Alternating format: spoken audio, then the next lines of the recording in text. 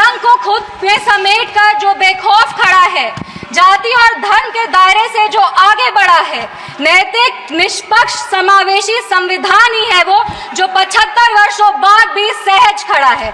बात सुन लीजिए, इतने गंभीर विषय पर बोलने का अवसर दिया। प्लीज इस मौके पर हम आभार व्यक्त करेंगे हमारे पार्टी के राष्ट्रीय अध्यक्ष श्री चिराग पासवान जी का, क्योंकि दोनों तरफ से देख रहे हैं कि बहुत कद्दावर, बहुत सीनियर नेता संविधान के चर्चे पर बोल रहे हैं, पर एक पहली बार जीत कर आए हुई महिला युवा सांसद को संविधान के चर्चे पर बोलने का मौका दिया। इसके लिए हम हमारे राष्ट्रीय अध्यक्ष श्री चिराग पासवान जी के आभारी हैं।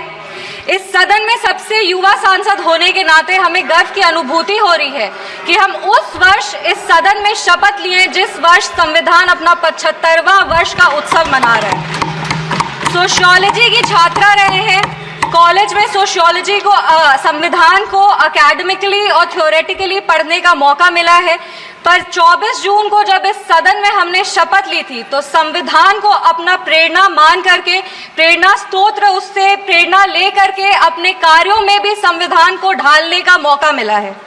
महात्मा गांधी जी ने भारत के संविधान के विषय में 1931 में कहा था, I shall strive for a constitution which will release India from thraldom and patronage. I shall work for an India in which the poorest shall feel that it is their country in whose making they have an effective voice. An India in which there is no high class or low class of people. An India in which all communities shall live in perfect harmony. This is the India of my dreams for which I shall struggle. इस सदन में जब हम शपथ लिए थे, संविधान की शपथ लिए थे और सत्य निष्ठा से प्रतिज्ञान किए थे कि भारत की प्रभुता और अखंडता को अक्षुण्ण रखेंगे और कर्तव्यों का श्रद्धापूर्वक निर्वहन करेंगे, पर हमारे विपक्ष के लोग हैं जो विदेशी तंत्रों से हाथ मिला करके बार बार भारत की प्रभुता और अखंडता पर चोट करते हैं। एक तरफ जहां मोदी जी की कार्यकाल में एफडीआई बढ़ा है, जो फॉरेन डायरेक्ट इन्वेस्टमेंट है, वहीं पे इतने ही वर्षों में कांग्रेस का एसडीआई जरूर बढ़ गया। अब एस उसमें क्या है, उसका नाम लेंगे तो हल्ला हंगामा हो जाएगा, इसीलिए आप लोग खुद ही समझ जाइएगा। ये वही बात हो गया, हिंदी का एक मुहावरा है, मुंह में राम बगल में छुरी, पर ये भी विपक्ष पे सही नहीं बैठता है, क्योंकि विपक्ष तो प्रभु श्री राम का नाम ही नहीं ले सकते, पर छुरी लेकर के बार बार संविधान की हत्या जरूर करने का कोशिश करते हैं। इसीलिए हम लोग कहते हैं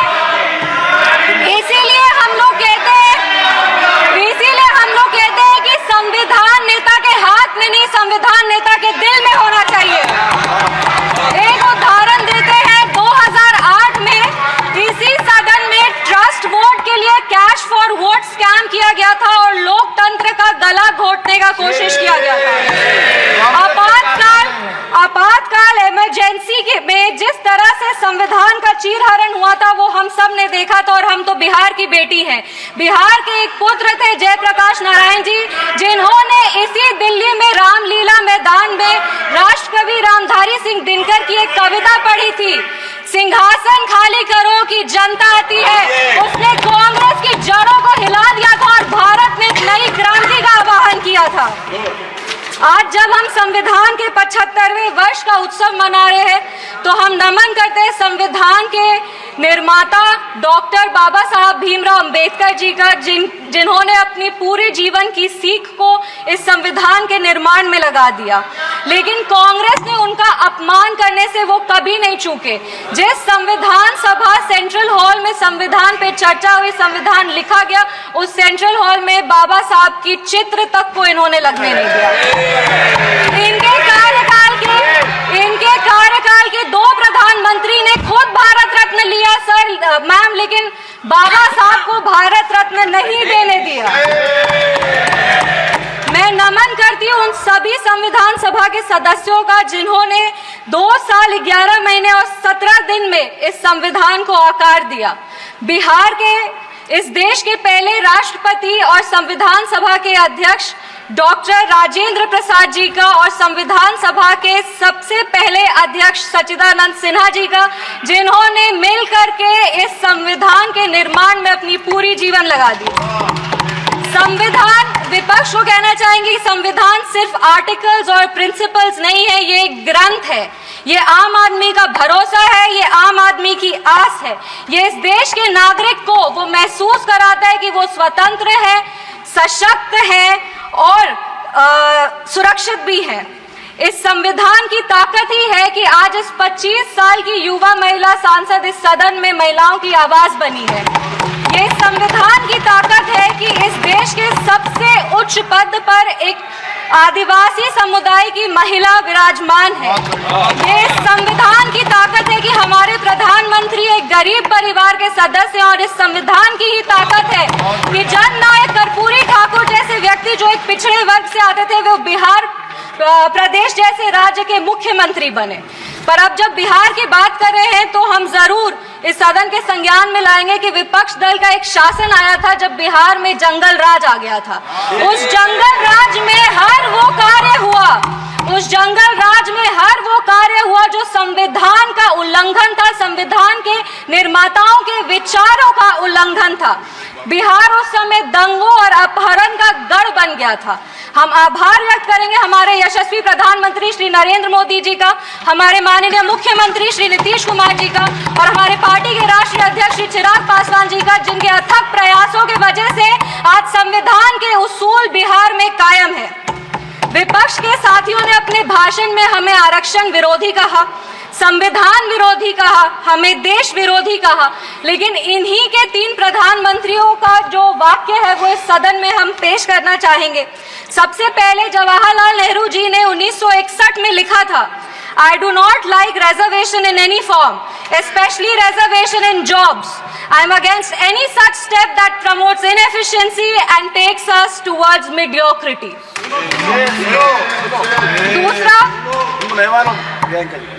दूसरा इंदिरा गांधी जी ने, नीरज चौधरी जी की एक किताब थी हाउ प्राइम मिनिस्टर डिसाइड्स, उसमें उन्होंने कहा था अपने तब के लॉ मिनिस्टर शिव शंकर जी को कि एक ऐसा ATR तैयार कीजिए कि सांप भी मर जाए और लाठी भी ना टूटे। ये मंडल कमीशन के रिपोर्ट में उन्होंने कहा था। तीसरी राजीव गांधी जी ने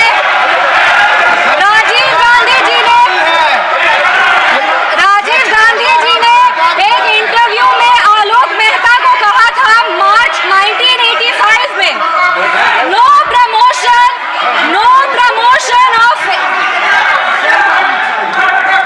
राजीव गांधी जी ने एक इंटरव्यू में जर्नलिस्ट आलोक मेहता को कहा था मार्च 1985 में कि no promotion of idiots in the name of reservation, and that promoting idiots in the name of reservation would harm the entire country.